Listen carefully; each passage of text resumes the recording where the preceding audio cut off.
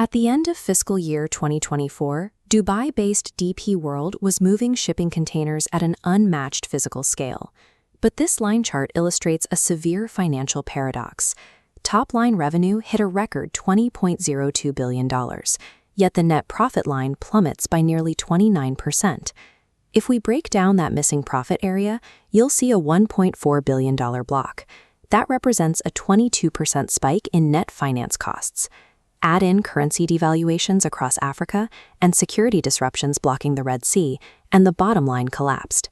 The company's core operational profitability, its EBITDA, actually held steady at $5.5 billion. But holding steady was insufficient to absorb the sudden macroeconomic shocks of rising interest rates and frozen shipping lanes.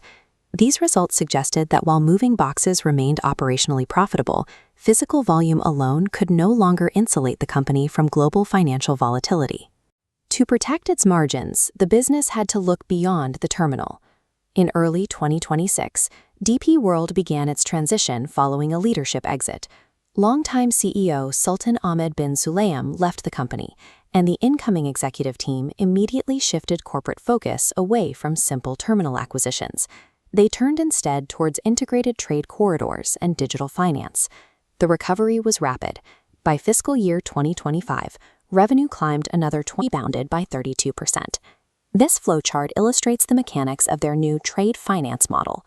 DP World partnered with 32 global financial institutions to mobilize over $1 billion in working capital.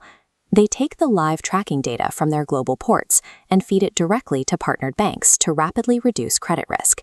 We can see this in practice with a $70 million cocoa supply contract out of the Ivory Coast. Live cargo tracking gave JP Morgan the visibility they needed to confidently extend the trade credit, stabilizing the supply chain for the cargo owner. By connecting live physical tracking directly to banking decisions, the company turned standard shipping data into a high-margin financial service. But financial hedging strategies cannot succeed if maritime routes remain completely blocked by physical instability. This map of the Arabian Peninsula shows the geographic vulnerability: maritime choke points at the Red Sea and the Strait of Hormuz.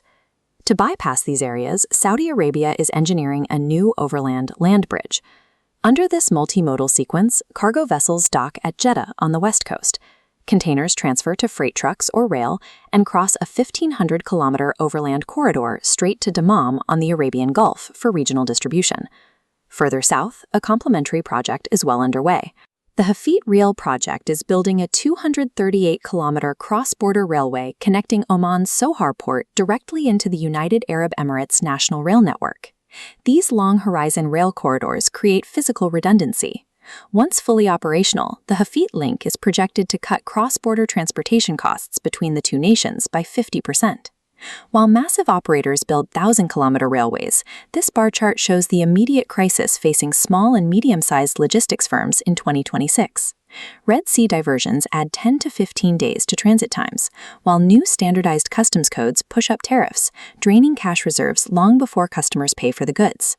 Smaller operators are surviving this squeeze by utilizing factoring. They borrow cash against their unpaid customer invoices, bridging the shortfall to clear customs. We can see how smaller, trade-dependent economies mitigate these bottlenecks by looking at Bahrain. The country recognized that geographic location alone no longer guarantees trade volume. Bahraini logistics firms now plan for multimodal flexibility on every major shipment. Predictable bulk inventory takes the sea route, high-value goods move via air freight, and standard distribution utilizes road transport across the King Fahd Causeway.